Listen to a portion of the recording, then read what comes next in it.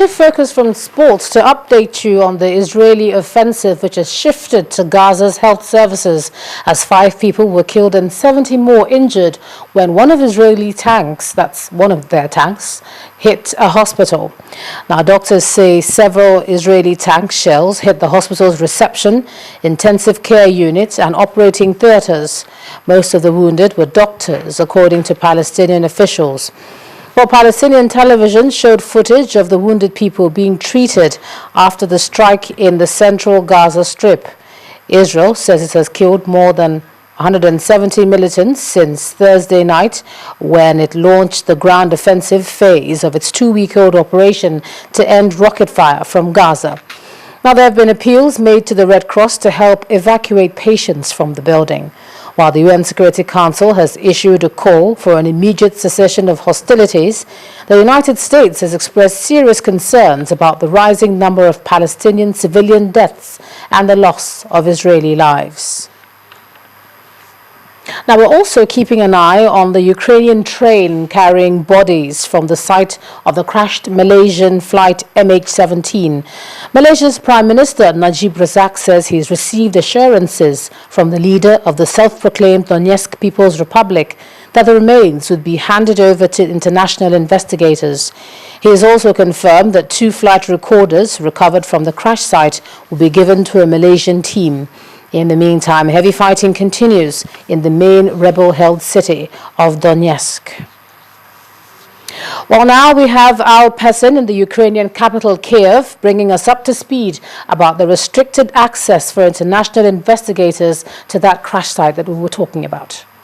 What the Europeans are demanding is full access to the area by qualified investigators. Now, some will argue that it's too late and that the evidence has been tampered with, but still they want the access. So that's question number 1, will they get the access? If it is established even more firmly that this is what happened, that it was shot down by a Russian missile battery that had been given or loaned to the rebels, then it's not really clear what happens. I suppose sanctions could be further tightened. There could be some other sort of punishment. But I have to tell you, in my own analysis, as tragic and as awful as this is, I'm not really sure that it changes the strategic calculation of Mr. Putin or of the rebels that he backs in eastern Ukraine. I think it's going to take a lot more international pressure to change that calculation. It won't be changed just because everyone's so upset about the 298 people who were needlessly killed. For Channels TV, I'm Al Pesin. Thanks a lot, Albert. Of course, things are coming in fast and furious here to us. Now, the federal government says President Goodluck Jonathan is not to blame for what it describes as the woes that have befallen the All Progressive Congress. Responding to the statement issued by the former head of state, General Muhammadu Buhari, today, in which he took a swipe at the federal government, alleging impunity on the side of the authorities, the presidency, in a statement by the special advisor to the president on media, Dr. Ruben Abati, noted that General Buhari has moved away from the patriotic and statesman-like position he recently adopted on national security, which President Jonathan publicly commended, and has now reverted to political partisanship.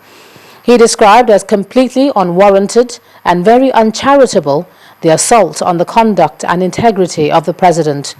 He also challenged the APC to put its house in order and resolve the leadership crisis and internal contradictions that have plunged their party into a downward spiral. Let's take a break from that to entertainment news, where veteran actor Richard Mufed Damijo returns to the screen in 30 Days in Atlanta. Here's Mayowa Ogundele.